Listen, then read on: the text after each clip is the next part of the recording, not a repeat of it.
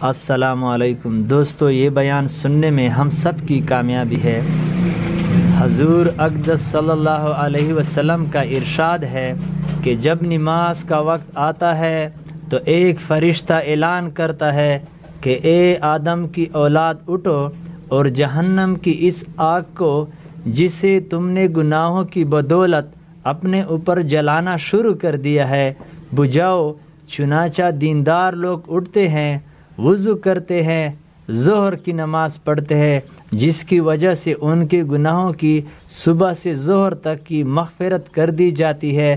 اسی طرح پھر عصر کے وقت، پھر مغرب کے وقت اور پھر عشاء کے وقت، عرض ہر نماز کے وقت یہی صورت ہوتی ہے۔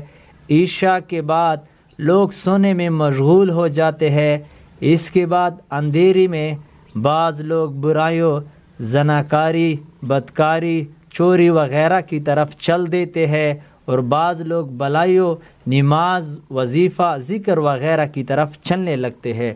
حضور اقدس صلی اللہ علیہ وسلم کا ارشاد ہے کہ جب نماز کا وقت آتا ہے تو ایک فرشتہ اعلان کرتا ہے کہ اے آدم کی اولاد اٹھو اور جہنم کی اس آگ کو جسے تم نے گناہوں کی بدولت اپنے اوپر جلانا شروع کر دیا ہے بجھاؤ۔ چنانچہ دیندار لوگ اٹھتے ہیں، وضو کرتے ہیں، ظہر کی نماز پڑھتے ہیں، جس کی وجہ سے ان کے گناہوں کی صبح سے ظہر تک کی مغفرت کر دی جاتی ہے۔ اسی طرح پھر عصر کے وقت، پھر مغرب کے وقت، پھر عشاء کے وقت، عرض ہر نماز کے وقت یہی صورت ہوتی ہے۔ عشاء کے بعد لوگ سونے میں مشغول ہو جاتے ہیں۔